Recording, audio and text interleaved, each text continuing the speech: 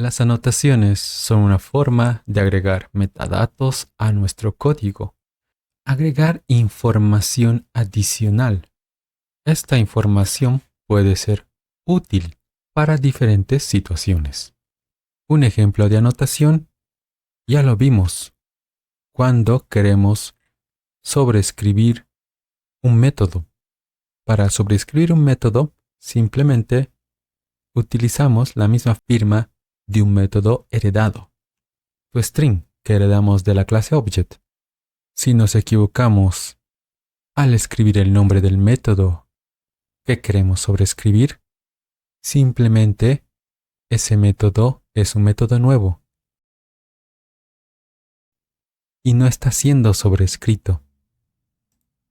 Para asegurarnos de que el compilador nos indique que el método no está siendo sobrescrito, utilizamos una anotación llamada override. Acá nos dice que no existe ningún método a ser sobrescrito o definido en una superclase. Corrigiendo el error, el nombre en el método, ahora estamos sobrescribiendo el método toString de la clase Object. Este es, por ejemplo, una forma de utilizar las anotaciones. En el ejemplo, una anotación sobre un método, que luego es utilizada por el compilador para saber si estamos implementando de forma adecuada la sobreescritura de un método. Si nos fijamos la definición de esta anotación, vemos que está declarado como @interface y que se puede aplicar a métodos. Esta es la forma de declarar una anotación. Entonces podemos declarar nuestras propias anotaciones siguiendo ese formato. Interface y el nombre de la anotación. Para utilizar la anotación, simplemente y el nombre de la anotación. De esa forma, la clase main ahora cuenta con esta anotación de información adicional. Una anotación puede contener una suerte de métodos y así la anotación podrá llevar información específica. Teniendo esta definición de método, es necesario que al usar la anotación sea incluida también al momento de utilizarla. Podemos tener información específica declarando un método particular llamado value. Entonces, al utilizar una anotación, le decimos el nombre de la anotación, entre paréntesis, la información para value, sin especificar el campo, como lo hacíamos con este otro ejemplo.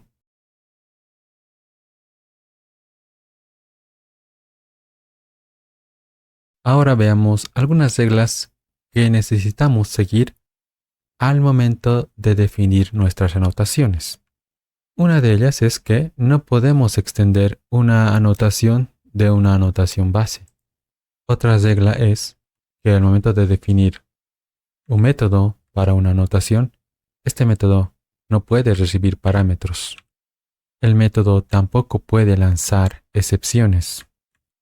El tipo de retorno del método está restringido a valores primitivos, cadenas, tipos class, enums, anotaciones y arreglos.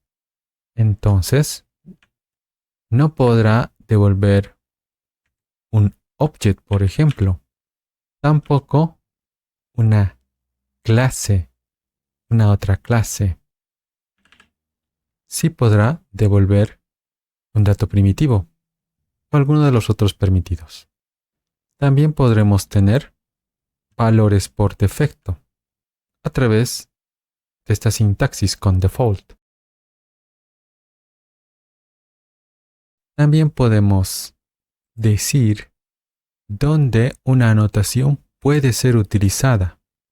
Esto lo realizamos a través de otra anotación, es decir, poniendo a la definición de la anotación otra anotación, con la anotación target, y pasándole como parámetros en un type, para que pueda ser aplicado, por ejemplo, en constructores, tipos o la definición de clases y métodos. Teniendo un campo en la clase, si intentamos agregar la anotación a ese campo, no podemos, por la definición de la anotación, que puede ser aplicada en constructores, tipos y métodos, y no así en campos.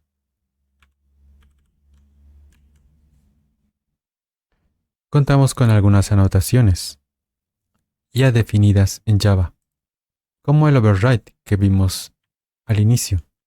Otro que nos puede ser de utilidad es deprecated, para indicar que un método está deprecado y que debería evitarse el uso del mismo. Esto lleva a utilizar a que el método sea apuntado con una advertencia de deprecación.